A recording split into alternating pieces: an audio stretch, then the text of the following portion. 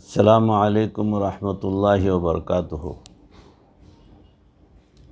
الحمد للہ وکفیٰ وسلام علی عبادہ الذین اصطفیٰ، اما بعد فقد قال اللہ تبارک وتعالی فی القرآن المجید والفرقان الحمید، فاعوذ باللہ من الشیطان الرجیم، بسم اللہ الرحمن الرحیم۔ والربانیون والاحبار بما استحفظوا من کتاب اللہ وکانوا علیہ شہداء، وقال رسول اللہ صلی اللہ علیہ وسلم العلم نور، او کما قال علیہ الصلاۃ والسلام۔ سبحان ربک رب العزۃ عما یصفون، وسلام علی المرسلین والحمد للہ رب العالمین۔ اللہم صل علی سیدنا و مولانا محمد وبارک وسلم کما تحب وترضى عدد ما تحب وترضى۔ اللہم صل علی سیدنا و مولانا محمد وبارک وسلم کما تحب وترضى عدد ما تحب وترضى۔ اللہم صل علی سیدنا و مولانا محمد وبارک وسلم کما تحب وترضى عدد ما تحب وترضى۔ محترم ناظرین، سامعین، حاضرین، بھائیوں، بزرگوں اور دوستوں، معزز خواتین، میری ماں بہنوں،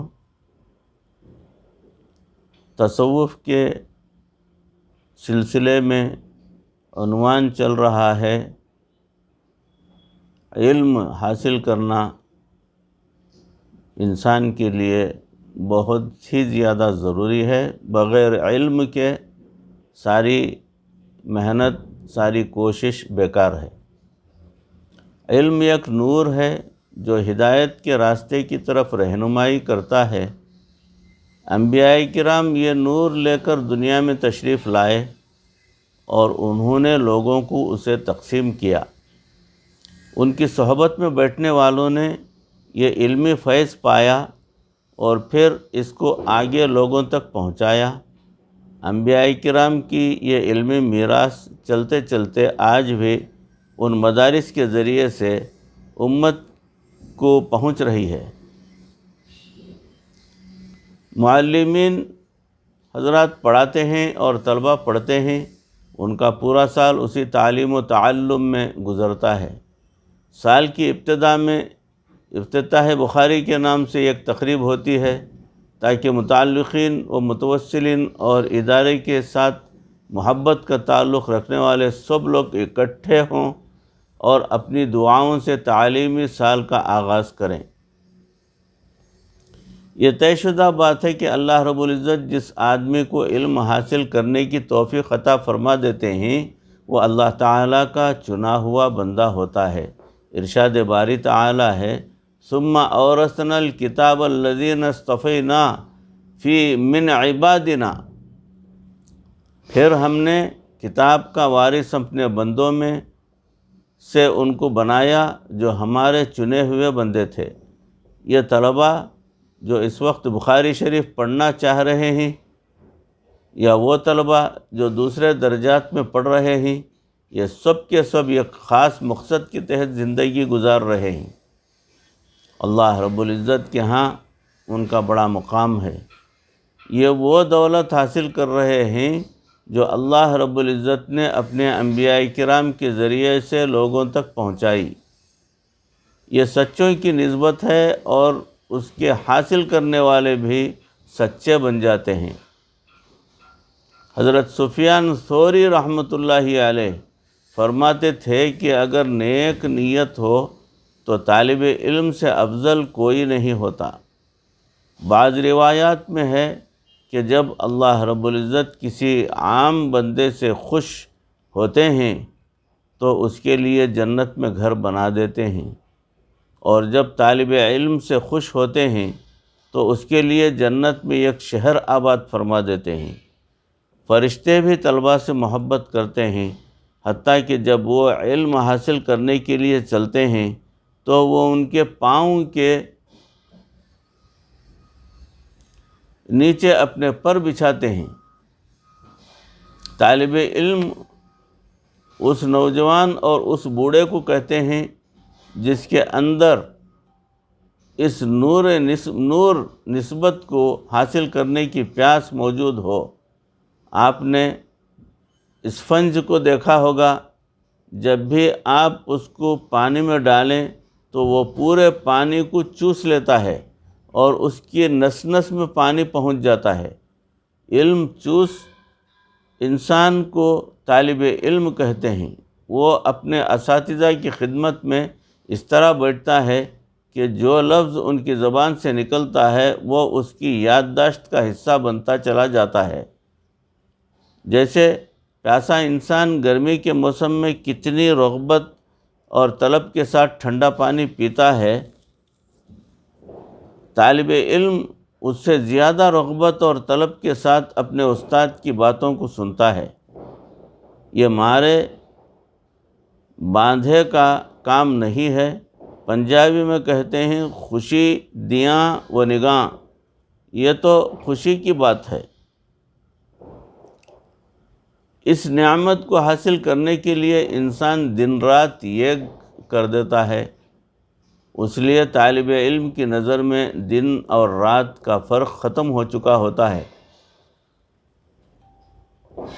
حضرت مدنی رحمۃ اللہ علیہ جن دنوں فرنگی کے خلاف تحریک چلا رہے تھے، ان دنوں عوام الناس میں کام کرنا ہوتا تھا، لہٰذا آپ رات کو بڑی دیر کے بعد دارالعلوم میں واپس تشریف لاتے تھے، مگر طلباء ایسے تھے کہ انہوں نے دربان سے کہا ہوتا تھا کہ حضرت کا معمول ہے کہ وہ جب بھی تشریف لاتے ہیں وضو فرما کر مسجد میں نفل ادا کرتے ہیں، جیسے ہی وہ تشریف لائیں ہمیں جگا دینا۔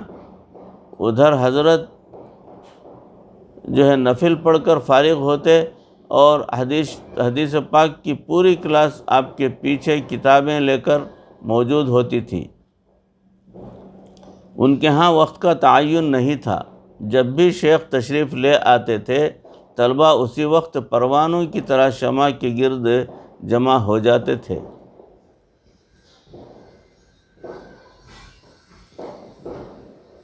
ایک مرتبہ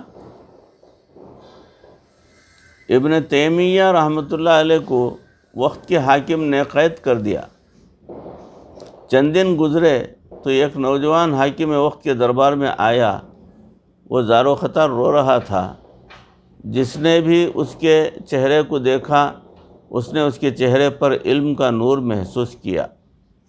اس کا چہرہ اس آیت کا مصداق تھا، سیماہم فی وجوہہم من اثر السجود، سیماہم فی وجوہہم من اثر السجود۔ ان کی نشانی یہ ہے کہ ان کے چہروں پر سجدوں کے اثرات ہیں۔ وہاں جتنے بھی لوگ موجود تھے، ان کا جی چاہا کہ یہ نوجوان جو بھی سوال لے کر آیا ہے پورا کر دیا جائے۔ حاکم وقت نے بھی اس کیفیت کو محسوس کیا۔ اس نے کہا، اے نوجوان، تم کیوں روتے ہو؟ کوئی تکلیف ہے تو ہم دور کر دیں گے، اگر کچھ چاہتے ہو تو ہم تم کو پورا دے دیں گے۔ جب حاکم وقت نے یہ بات کہی تو اس نوجوان نے رو کر کہا کہ میں یہ درخواست لے کر آیا ہوں کہ آپ مجھے جیل بھیج دیجئے۔ اب یہ عجیب سی بات تھی، لہذا حاکم وقت یہ سن کر بڑا حیران ہوا۔ اس نے پوچھا، بھائی آپ کو جیل کیوں بھیجیں؟ اس نے جواب دیا، جناب آپ میرے استاد کو جیل میں بھیجا ہوا ہے، جس کی وجہ سے کتنے ہی دنوں سے میرے سبق کا ناغہ ہو رہا ہے۔ اگر آپ مجھے جیل بھیج دیں گے تو میں جیل کی مشقتیں اور صعوبتیں تو برداشت کر لوں گا، مگر اپنے استاد سے سبق تو پڑھ لیا کروں گا۔ شاہ عبد القادر رائے پوری رحمۃ اللہ علیہ فرماتے ہیں کہ جب میں دارالعلوم میں حاضر ہوا تو اس وقت کلاس کے داخلے بند ہو چکے تھے۔ ناظم تعلیمات نے انکار کر دیا کہ ہم آپ کو داخلہ نہیں دے سکتے۔ میں نے ان سے گزارش کی کہ حضرت آخر کیا وجہ ہے؟ انہوں نے فرمایا کہ اصل میں بات یہ ہے کہ ہمارے دارالعلوم میں مطبخ نہیں ہے اور نہ ہی کوئی طباخ ہے، بلکہ بستی والوں نے ایک ایک دو دو طالب علموں کا کھانا اپنے ذمے لیا ہوا ہے، اس لیے جتنے طلبہ کا کھانا گھروں سے پک کر آتا ہے اتنے طالب علموں کو داخلہ دیتے ہیں اور بقیہ سے معذرت کر لیتے ہیں۔ اب کوئی ایک گھر بھی ایسا نہیں ہے جو مزید ایک طالب علم کا کھانا پکانے کی استطاعت رکھتا ہو۔ حضرت فرماتے ہیں کہ میں نے کہا کہ اگر کھانے کی ذمہ داری میری اپنی ہو تو کیا پڑھنے کے لیے آپ مجھے کلاس میں بیٹھنے کی اجازت دے سکتے ہیں؟ انہوں نے فرمایا ٹھیک ہے۔ اس طرح ان کو مشروط داخلہ مل گیا۔ حضرت فرماتے ہیں کہ میں سارا دن طلباء کے ساتھ بیٹھ کر پڑھتا رہتا، رات کو تکرار کرتا، اور جب طلباء سو جاتے تو میں اساتذہ کی اجازت کے ساتھ دارالعلوم سے باہر نکلتا۔ بستی میں سبزی یا فروٹ کی دکانیں تھیں، اس وقت تو وہ دکانیں بند ہو چکی ہوتی تھیں۔ میں ان کے سامنے جاتا تو مجھے کہیں سے آم کے چھلکے، کہیں سے خربوزے کے چھلکے اور کہیں سے کیلے کے چھلکے مل جاتے۔ میں انہیں وہاں سے اٹھا کر لاتا اور دھو کر صاف کرتا اور پھر کھا لیتا۔ میرے 24 گھنٹے کا یہ کھانا ہوتا تھا۔ میں نے پورا سال اسی طرح چھلکے کھا کر گزارا کیا، مگر اپنا سبق قضا نہ ہونے دیا۔ یہ بھی طلباء تھے، ان کی زندگیوں کو دیکھ کر محسوس ہوتا ہے کہ جیسے کسی چیز کے لیے کوئی ترس رہا ہوتا ہے۔ یہ حضرات علم کے لیے ترس رہے ہوتے ہیں، اس لیے ان کی نظر میں استادوں کا درس سننا دنیا کی ہر چیز سے زیادہ قیمتی وہ سمجھتے تھے۔ ان کے ہاں ناغت کا تو سوال ہی پیدا نہیں ہوتا تھا الا ماشاء اللہ۔ یہ طلب ہے جو انسان کے سینے کو نور سے روشن کر دیتی ہے۔ چنانچہ ہمارے علماء نے طالب علم کو جو ہے طلب علم میں وہ مجاہدے کیے اور دکھ اٹھائے کہ پوری دنیا کی تاریخ اس کی مثالیں پیش نہیں کر سکتی۔ ایک محدث رحمۃ اللہ علیہ فرماتے ہیں کہ مجھے ایک حدیث کا پتہ چلا کہ فلاں شخص کو یہ معلوم ہے۔ وہ حدیث پاک مجھے بھی معلوم تھی، مگر ان کی سند رفیع اعلیٰ تھی۔ ان کی روایت میں نبی صلی اللہ علیہ وسلم کے تھوڑے واسطے سے تھے، لہٰذا میں بھی اپنی اس سند کو بلند کرنے کے لیے 900 میل سے زیادہ سفر کر کے ان کے ہاں پہنچا۔ ان سے حدیث پاک سنی اور اسی وقت سامان سفر لے کر واپس اپنے گھر آ گیا۔ ایک حدیث پاک کو سننے کے لیے کم و بیش 1000 میل کا سفر کرنا ان کے علمی پیاس کی کتنی عمدہ دلیل ہے، اس کا اندازہ آپ کر سکتے ہیں۔ محدثین کرام حصول حدیث کے لیے یوں لمبے لمبے علمی سفر کیا کرتے تھے۔ امام محمد رحمۃ اللہ علیہ ایک جگہ درس دیا کرتے تھے، وہاں سے چند میل کے فاصلے پر ایک اور بستی تھی، وہاں سے بھی لوگ ان کے پاس حاضر ہوئے اور عرض کیا کہ حضرت ہمارے ہاں بھی آپ درس دیا کریں۔ انہوں نے فرمایا کہ میرے پاس وقت بہت کم ہوتا ہے۔ انہوں نے کہا حضرت ہم ایک سواری کا بندوبست کر دیتے ہیں، آپ درس دیتے ہی اس پر سوار ہوں اور ہماری بستی میں آئیں اور وہاں درس دے کر جلدی واپس آ جائیں۔ اس طرح پیدل آنے جانے میں جو وقت لگے گا وہی درس میں لگ جائے گا۔ آپ نے قبول فرما لیا۔ جب آپ نے وہ درس دینا شروع کیا تو یہ وہ دن تھے جب امام شافعی رحمۃ اللہ علیہ ان کی خدمت پہ پہنچے ہوئے تھے۔ انہوں نے بھی اپنی درخواست پیش کرتے ہوئے کہا، حضرت میں نے بھی آپ سے یہ کتاب پڑھنی ہے۔ حضرت نے فرمایا، بھائی اب کیسے وقت فارغ کریں گے؟ اب مجھے یہاں بھی درس دینا ہوتا ہے اور وہاں بھی۔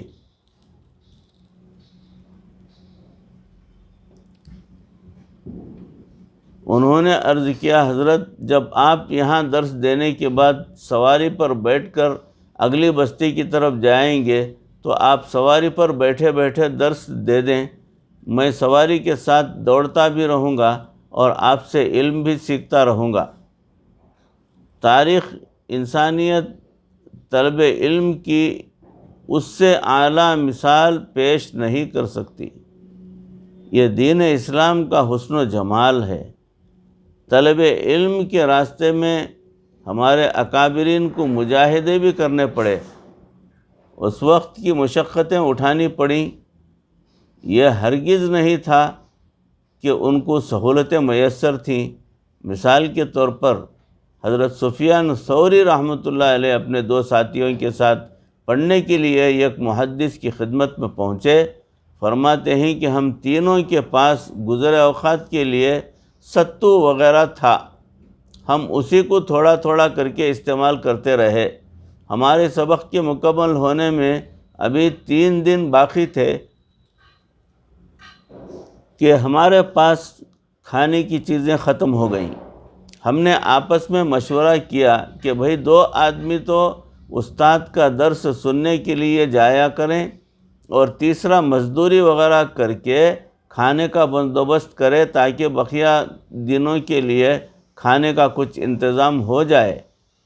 ایک ایک دن سب کو کام کرنا پڑے گا اور یوں 3 دن گزر جائیں گے۔ فرماتے ہیں کہ باقی 2 تو درس سننے کے لیے چلے گئے اور جس آدمی نے پہلے دن مزدوری کرنی تھی وہ مسجد میں چلا گیا، سوچنے لگا کہ مجھے مخلوق کی مزدوری کرنے سے کیا ملے گا، کیوں نہ اپنے مالک کی مزدوری کر لوں، بالواسطہ لینے کی بجائے بلا واسطہ کیوں نہ حاصل کروں۔ چنانچہ انہوں نے نفلیں پڑھنی شروع کر دیں۔ وہ نفلیں پڑھتے رہے اور دعائیں مانگتے رہے۔ وہ سارا دن مسجد میں گزار کر شام کو واپس آ گئے۔ باقی دوستوں نے پوچھا، بتاؤ بھائی کچھ انتظام ہوا؟ کہنے لگے، جناب میں نے سارا دن ایک ایسے مالک کے مزدوری کی ہے جو پورا حساب چکاتا ہے، اس لیے وہ دے دے گا۔ وہ مطمئن ہو گئے۔ دوسرے دن دوسرے کی باری تھی۔ اپنی سوچ کے تحت انہوں نے بھی یہی راستہ اپنایا۔ وہ بھی مسجد میں سارا دن اللہ کی عبادت کرتے رہے اور اللہ رب العزت سے دعا مانگتے رہے۔ شام کو دوستوں نے پوچھا، سنائیں کوئی انتظام ہوا؟ کہنے لگے کہ میں نے ایسے مالک کی مزدوری کی ہے جو کسی کا قرض نہیں رہنے دیتا بلکہ پورا ادا کر دیتا ہے، اور اس کا وعدہ ہے کہ تمہیں تمہارا اجر مل کر ہی رہے گا۔ تیسرے نے بھی یہی عمل کیا۔ اللہ کی شان کہ تیسرے دن کے بعد حاکم وقت رات کو سویا ہوا تھا، اس نے خواب میں ایک بہت بڑی بلا دیکھی اور اس بلا نے اپنا پنجہ اسے مارنے کے لیے اٹھایا اور کہا، سفیان ثوری رحمۃ اللہ علیہ اور اس کے ساتھیوں کا خیال کرو۔ یہ منظر دیکھتے ہی اس کی آنکھ کھل گئی۔ اس نے ہر طرف ہرکارے دوڑا دیے اور کہا کہ پتہ کرو کہ سفیان کون ہے۔ اس نے ہر ایک کو درہم اور دینار سے بھی بھری تھیلیاں دے دیں اور کہا کہ یہ تو اسی وقت ان کو دے دینا، اور بعد میں جب مجھے اطلاع کرو گے تو میں خزانوں کے منہ کھول دوں گا۔ ادھر تعلیم کا دن مکمل ہوا اور ادھر پولیس تلاش کرتے کرتے مسجد میں پہنچی۔ پولیس والوں نے پوچھا، جی یہاں سفیان نامی کوئی بندہ ہے؟ انہوں نے کہا کہ وقت کے حاکم کو یہ خواب آیا ہے، اس نے ہمیں بھیجا ہے۔ حضرت سفیان ثوری رحمۃ اللہ علیہ ان کے ساتھیوں نے آپس میں مشورہ کیا کہ اب دو دروازے ہیں، ایک مالک کا دروازہ اور ایک حاکم وقت کا دروازہ۔ ہم نے جو علم پڑھا ہے اس میں تو یہی سیکھا ہے کہ ہم نے مالک سے لینا ہے، لہٰذا ہماری علمی غیرت گوارا نہیں کرتی کہ ہم چل کر حاکم وقت کے دروازے کے پاس پہنچ جائیں۔ اللہ اکبر وللہ الحمد۔ 3 دن کے بھوکے تھے مگر حاکم وقت کے پاس جانا گوارا ہی نہ کیا، بلکہ اسی حالت میں انہوں نے واپس اپنے وطن کا سفر مکمل کیا۔ یہ وہ طلبہ تھے جن کی نظر اللہ رب العزت کی ذات پر رہتی تھی اور وہ اس علم کو حاصل کرنے کے لیے مشقتیں برداشت کیا کرتے تھے، پھر اللہ رب العزت کی طرف سے ان کے لیے جو ہے مدد اور نصرت بھی آتی رہتی تھی۔